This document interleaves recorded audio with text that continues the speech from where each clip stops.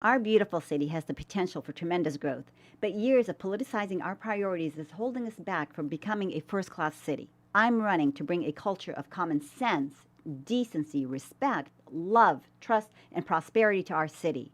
I'm running with energy, experience, and grit. On September 21st, vote for One Ocala, vote for Dr. Manal Fakori for mayor. This is Ocala Talks with Tom Schmidt, bringing stories that are important to our community in and around Ocala. Plus, of course, a splash of sports as well. Now, here's your host, Tom.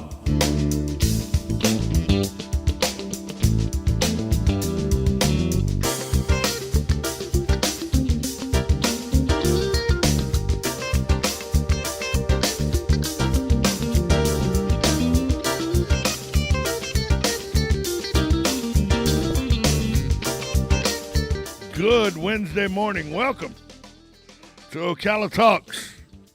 It's hump day. It's also pea soup day. Wow, I mean, it's really foggy out here as we're driving around. So take a few extra minutes if you're just getting out on the roads. It's really socked in. I can't even see the runway here at the airport where we're coming to you from. But Galen, he's out there on the roadways headed, I'm sure, to Gainesville. He's on the phone lines, brought to you by Palm Garden Health and Rehabilitation Center. We'd like to thank them. They're located at 2700 Southwest 34th Street. They offer skilled nursing, physical, occupational, and speech therapy. If you have any questions how they're handling the COVID pandemic, give them a call at 352-854-6262. Penn Flooring, family-owned and operated, serving Marion County for over 30-plus years. They're a full-service flooring company dedicated to finding the best solutions for your flooring needs. Go see their amazing showroom at 1201 Southwest 17th Street here in Ocala. Give them a call, 352-351-3420. And, of course, Just Ship. They're flipping the script on shipping. Instead of you taking your valuable time that could be wasted by packaging up a package, taking it, go stand in line at the post office or UPS store, you don't have to do that anymore. You just reach out to Just Shipped. They'll come pick up your item. They'll package it for you. They'll do all the legwork. They'll take all the time that is valuable to you, saving you not only money, but time, which is money. Go see them at justshipped.net. Galen from Life South joins us. Good morning, Galen. Hey, what's going on, Tom? How are you today, man? So you're our roving traffic guy today. What's the pea soup look like out there? Yeah, it's starting to clear up from when I left to now. It's almost gone, so it's clearing up. Here at the airport, you can't see the runway, so it may be clearing up near where you're at. But it's just that that thing kind of sits in a bowl. It does. So, it does. And the grass holds it in and all of that. And the interstate, as traffic goes up and down the interstate, it helps break it up with the sun coming out and everything. Absolutely right. So absolutely right. Last night, it looks like that there was a support of Governor Newsom from California. I thought that this was a microcosm of where we are nationwide with some of these governors that have just shut down and locked down their economies to almost the detriment of the entire economy of their state. And yet it looks like Californians like being on the precipice of going broke and being shut down and not having any income to speak of because Governor Newsom keeps his job. Yeah, I saw some of the exit polls, and that something like 75% feels like he's handled the pandemic well. But you also have to understand that the state of California has changed so much. It is no longer this bastion of economy and of people going out and creating new things. I mean, you have Silicon Valley, which is a micro bubble, where they're getting all of their money from each other. So it's interesting. I think it's fascinating. There were some counties in California that voted for recalling them by like 90%, and then there are others that voted to not recall him by 90%. So it's fascinating to me. So, but once Larry Elder wasn't going to carry San Diego because San Diego's the only that's the only major town in the state of California that has any semblance of normalcy. So once he wasn't going to win San Diego, it was over. Well, and He had no chance, and he knew that going in. He knew it was an uphill battle. oh yeah, and I had a conversation with a friend of mine last night, and I said, look, California is ruled by metropolitan Los Angeles and metropolitan San Francisco. That's exactly right. I said it's literally two metropolitan areas ruled that state. Because I said, you go to Bakersfield, Governor Newsom ain't that popular in Bakersfield, I promise you. You go to Carmel by the Sea, Governor Newsom ain't that popular. But because they're such small areas, the entire state is controlled by the 21 million that live in Los Angeles and the 8.5 million that live in, the 17 million live in Los Angeles and the 8 million that live in San Francisco area, the metro area, San Francisco, Oakland, and then the L.A. area. And that's just fact. And they're blue strongholds. This is not the state of Ronald Reagan anymore.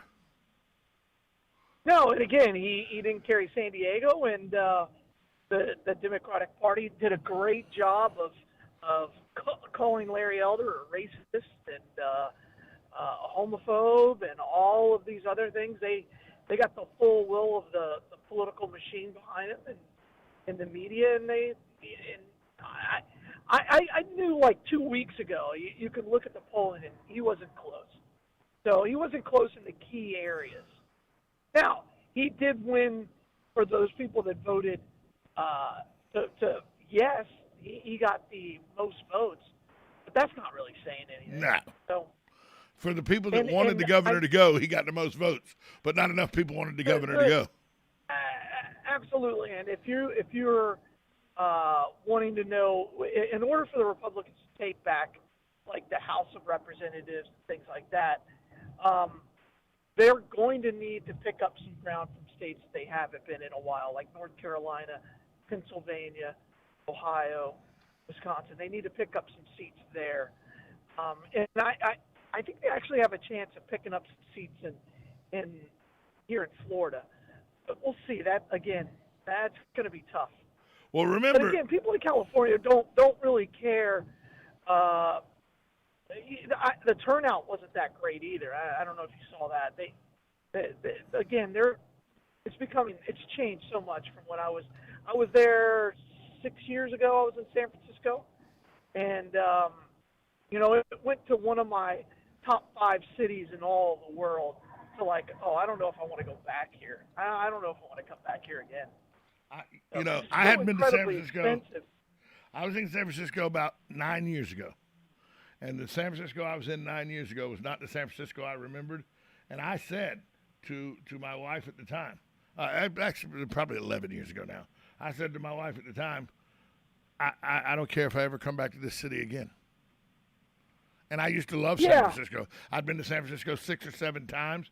It was an amazing place, But the last time I went, I was like, I don't know if I ever want to come back here. I understand exactly what you're talking about.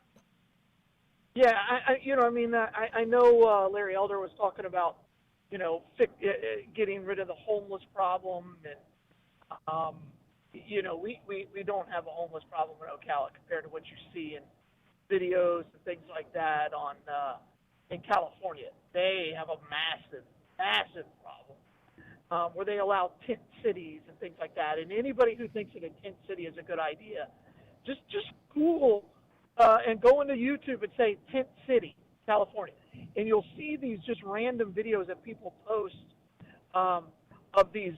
It's basically meth mile and heroin mile. But these people are just high, just kind of standing there outside of their little hovel, the sheet, and they're just high as a kite.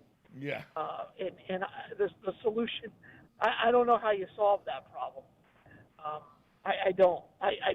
It's beyond me because it's, if you put in methadone clinics, then it looks like the city of Boston, which is also a town that is completely changed, and I don't think necessarily in a good way. Probably not. I don't know. I've only been to Boston once, so I don't have any comparative. But I know you spent extensive time there. So, hey, let's take a break real quick. Yeah, it's a phenomenal city. Let's take a break. We'll be right back after this timeout. 1370 AM, 96.3 FM, WOCA, The Source. Are you or your loved one being released from a hospital and wondering how you'll manage? Inform your physician that you want to go to Palm Garden of Ocala at 2700 Southwest 34th Street for your rehabilitation. Palm Garden provides pain management, post-discharge follow-up, diabetic care, psychosocial support, and so much more. Plus, they even offer outpatient rehab. This award-winning care facility has a team of licensed professionals dedicated to enhancing your independence. Call 352-854-6262 today. Hi, this is JP from Penn Flooring here in Ocala. I would like to invite you to come in and visit our spacious showroom where we have solutions for every style and budget. From wall-to-wall carpet to hardwood floors and tiles, we have an unsurpassed selection of flooring. At Penn Flooring, we've provided quality customer service with a family touch for over 25 years. Visit our website at pennflooring.com or come by our showroom, 1201 Southwest 17th Street, just over the bridge. Penn Flooring, quality customer service with a family touch. Are you wasting time boxing up packages and going to the post office or the UPS store? Are you tired of not knowing what you'll pay when you get there? Just Ship offers pickup service and flat rate packaging and postage rates, which takes the guesswork out of shipping while saving you time and money. So quit wasting valuable time and money. Call or text Just Ship at 352-234-3840. That's 352-234-3840. Just Shipped. Now you've done it. Have you lost your mind? He's back. And you're listening again. A legend in his own mind. Don't believe me? Just ask him. Here's Tom Schmitz live on WOCA. The Source. Welcome back. Got Galen Unaw for another 12 or 13 minutes or so till 8:30. He joins us from Life South on his way to work, I'm sure, up the interstate where he says the fog is lifting. So just take a few extra minutes out of your day. Don't rush around. Just be a little careful this morning, as I'm sure Galen is as well. Galen's brought to us by Palm Garden Health and Rehabilitation Center, Just Shipped, and Penn Flooring. Galen, I saw this story and I thought this political hot potato is this is a big step. It was announced that the U.S. Soccer Federation has now announced, they announced yesterday, they have offered identical compensation contract proposals to the women's national team and the men's national team, with the goal of uniting the two teams under a single collective bargaining agreement. They've offered the women the same amount of money they've offered the men. This has been a sticking point for U.S. women's soccer for a very long time, and now the U.S. Soccer is offering them the same exact contracts. Is this something we're going to start seeing across the board, or do you think it's because the U.S. women are so good that's why the U.S. soccer decided to come with this contract offer?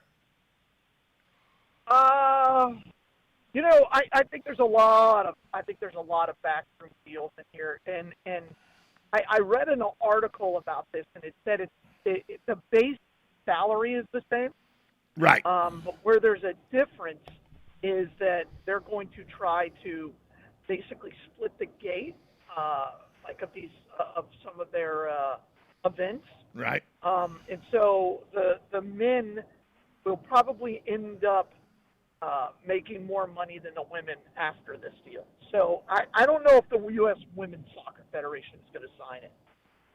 It'll be interesting. It truly will, because even though you would think that the women, they perform better, right? They have better results, but the fans, there's a whole lot more fans go to the men's games than the women's games. Look, the women's games are played, and nothing against this, but the women's games are played in soccer stadiums for the MLS soccer stadiums that seat between 20 and 25, 30,000. The men's games are played at Soldier Field. They're played at Gillette Stadium. They're played in Washington at where the Washington football team plays. Venues that seat 65, 70, 80,000, and they sell those out. Do you know why the women don't play in 65, 70, 80,000 seat stadiums? Because they don't sell them out most of the time. They sell out MLS stadiums. They don't sell out 80,000 seat stadiums. No, and again, another part of this whole thing is that the women play in the United States a whole lot more than the men. A whole lot more. The games are like 2-1, and again, that's another factor. So, when the men play in these tournaments that are around the world, whether it's a Copa or any of the other ones whether it's World Cup qualifiers, their viewership is higher as well. And the men's soccer team is pretty terrible. It's not good. Really, really. Remember, it didn't even It wasn't even the top 32 last World Cup. It did not qualify. It's 2 in a row. And again, it's just not well managed. It's the Baltimore Orioles of sports. Right? You could put the U.S. men's soccer team management right next to the Baltimore Orioles, who only have 46 wins. Yeah. You know that whole adage that as a manager, you're going to win 60, you're going to lose 60 no matter what? Right. Right? You and I could manage the Orioles and get 60 wins, according to the history of time. They're not going to get the 60 wins. So, but my Red Sox are in 4th place. So here's my deal with the take on soccer, and this is where the men's soccer team, and I've talked to I talked to a guy that they used to have the Ocala soccer team that was here. Adam Reardon did play-by-play for them and everything, and they were I forget the name of the team. But they played at Trinity Catholic, and it was a professional league, but it was like 2 steps under the MLS or whatever. And the Stampede, Ocala Stampede, 3 or 4 steps really. But I talked to one of the coaches there who was an English guy, and he goes, soccer in America is kind of confusing. And I go, what do you mean? He goes, the largest group of kids playing soccer anywhere in the world under the age of 12 years old is the United States. You have more kids under the age of 12 that play soccer than any other country in the world. You should, because you're starting so young, you should have kids that rise to the top, and you should be competitive in world soccer. And yet, from 13 to 18, you have one of the smallest participation groups in the world in soccer. And he's mind-boggled by it. He couldn't understand. He goes, what happens at 12 to 13? I go, football, baseball, basketball. And that's always been the issue for soccer, hasn't it? Well, yeah. I mean, it's been the fastest-growing sport in America since 1976. Right. But again, but our best athletes don't finish playing soccer. Our best athletes at 12 or 13 become LeBron James on the basketball court or become Tom Brady on the football field. They don't stay on the soccer field. Landon Donovan is thought to be one of our greatest soccer players ever. He's 5'8", $180. Well, it's a suburban sport too. It is. And the athletes from the United States don't come from the suburbs.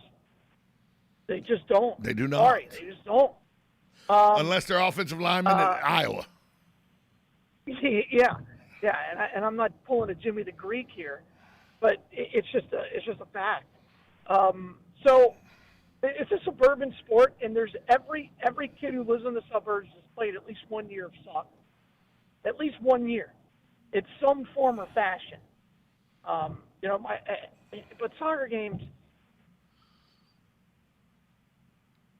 Did we lose Galen? Galen, are you there? We must have lost Galen, there he is. Galen, we lost you. Women's soccer team. We lost you for about half a minute. We lost you for about 30 seconds. So my son played high school soccer at Vanguard.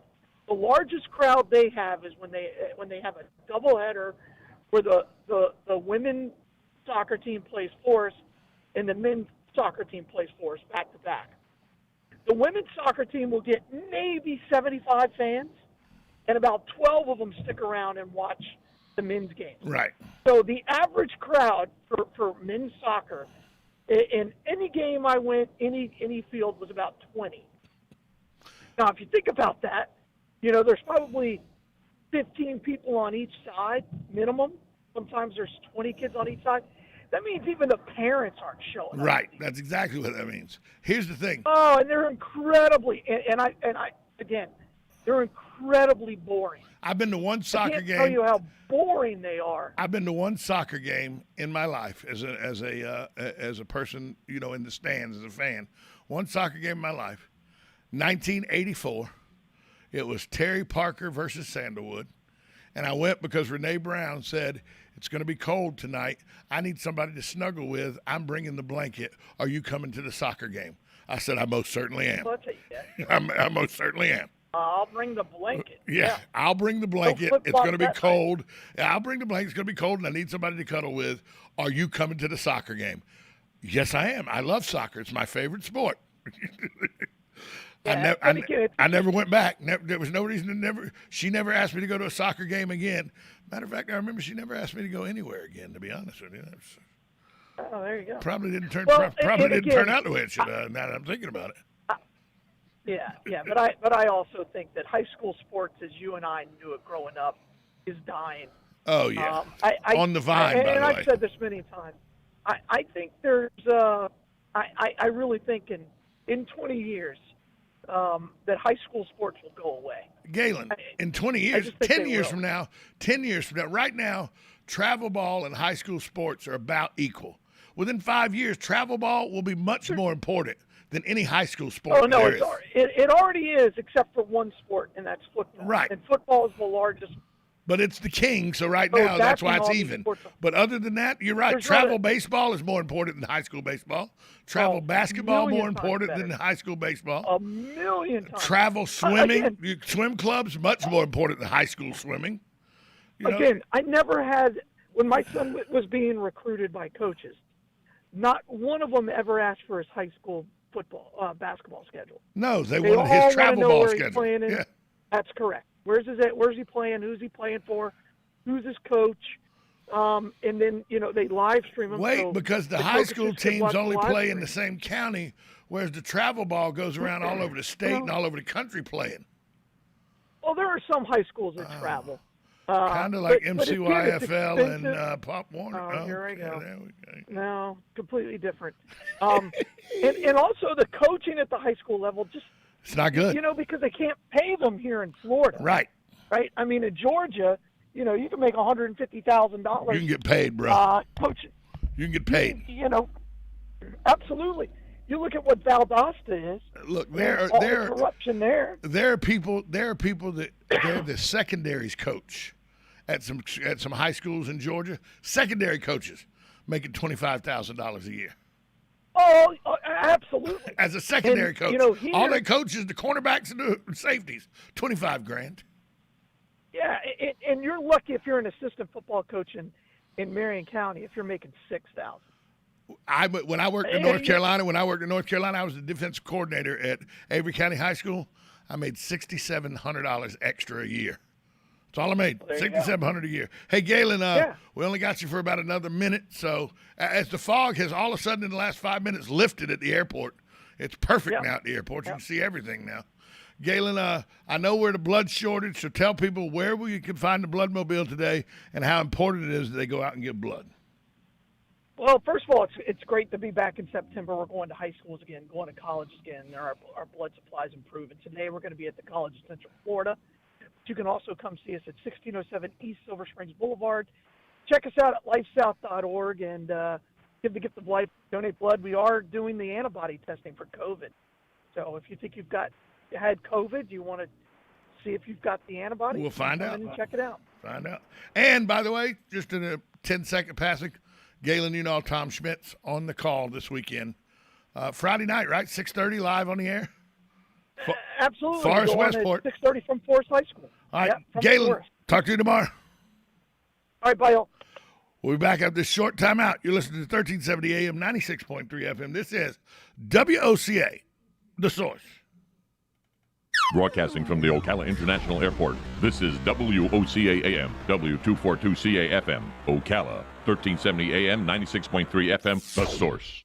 Census Bureau's top-line income figure includes unemployment benefits but doesn't account for income and payroll taxes, stimulus checks, or other non-cash benefits like federal food programs. If those had been counted, the median household income would actually have risen 4%. This is Wednesday at First Light.